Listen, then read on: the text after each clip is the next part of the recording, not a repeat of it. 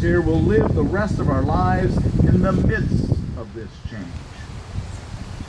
As I mentioned, Father Lynn is not here due to commitments to the closing of St. Mary's in Auburn. All across the state, there are Catholic churches being closed and parishes being consolidated. And it's just not the Catholics that are changing, as we all know too well. In just the last year, the Methodist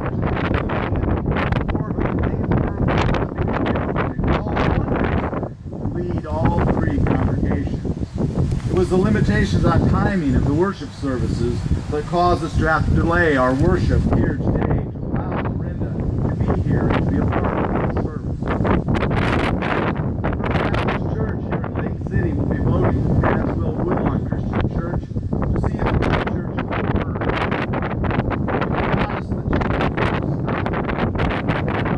Woodlawn Christian, First Baptist, nor for any of the rest of us gathered here today.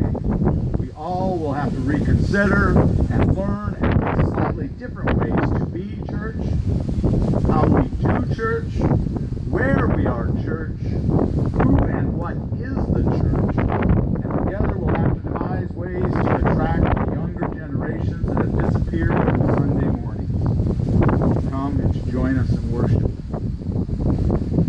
These ideas and predictions can and do sound frightening.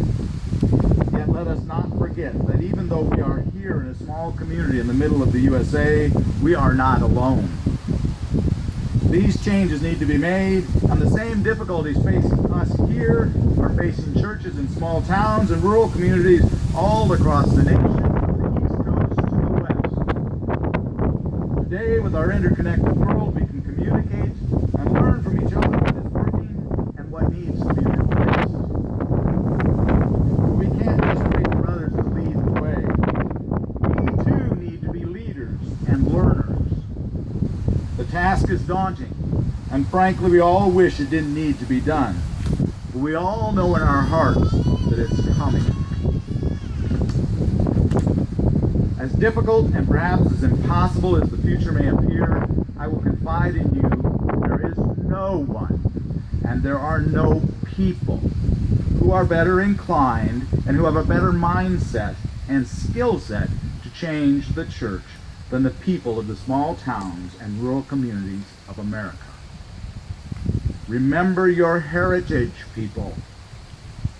We are all the descendants of brave men and braver women who set off from their old ways of life, as diverse as they were, and came here to the Midwest to settle and start a new life.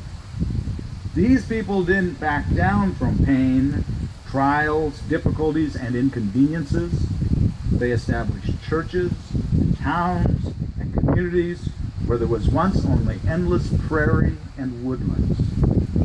Theirs was the can-do spirit and problem-solving skills which are etched within our cultural DNA. I grew up, as most of you know, in West River, South Dakota. I grew up as a cowboy. Now, a few years back, when the media seemed to think calling somebody a cowboy was an insult, I never understood that. For you see, a real cowboy is someone who is able to overcome, to do the job that needs to be done, no matter what it is, and with the meager tools that they have at hand. Whether it be whatever they have in the pickup when they're driving, or if it be out on horseback and even less well equipped, armed only with a pair of fencing pliers strapped to their saddle and maybe a few other odds and ends in a saddlebag. Where I grew up, when you needed a difficult job done, you wanted a cowboy there.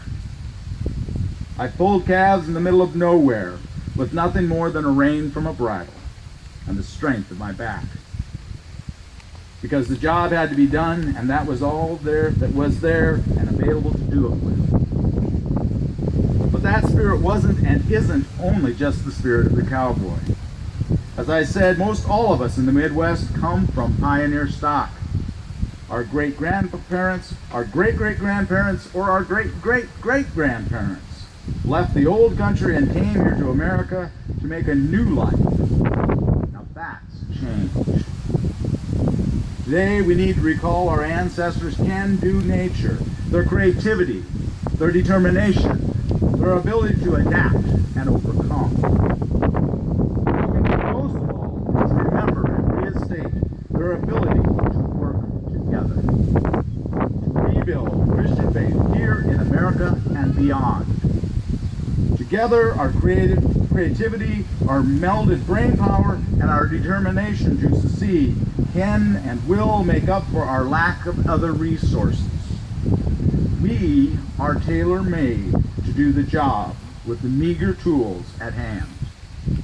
All that we are, all that our ancestors taught us, has brought us to this hour, prepared to do the work of and to work for God. As I said earlier, we can easily feel like dry bones. We can even start to wonder if God has forgotten us. As many of you know, I don't believe that God causes bad things to happen to anyone. So I don't believe that God wants the church to be in decline. God has not caused this decline. It's a factor of, as I said earlier, of the changing demographics of the Midwest. We can see this all too well in the consolidation of the school systems. The population is changing. I don't think this is caused by God. But what I do believe about God and His presence in the midst of all difficulties and tragedy is that He can and will use these circumstances to further His kingdom. What I am starting to wonder and will share with you today is if God is using this change of demographics to force us, His often far too divided children, to return to dialogue with one another, to reconsider our differences. Most that know me know that I am above all else an advocate that ours is a God of reconciliation.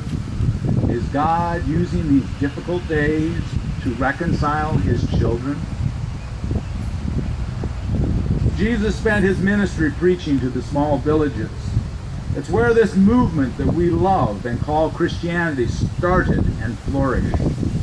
I have come to believe in my heart that it is in small towns, small communities, these places that might be thought to be the least likely of all, that it's here where Christ will resurrect the church.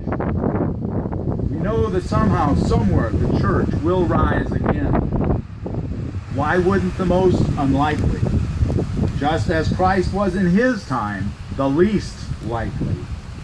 Why wouldn't God use the most unlikely to be the spark to reignite His people? He said to me, "Mortal, can these bones live?" I answered, "O God, you know." Then He said to me, "Prophesy to these bones and say to them, O dry bones, hear the word of the Lord." I prophesied as He commanded me, and the breath came into them, and they lived, and they stood on their feet, a vast multitude. How and why do I believe that the church will be resurrected?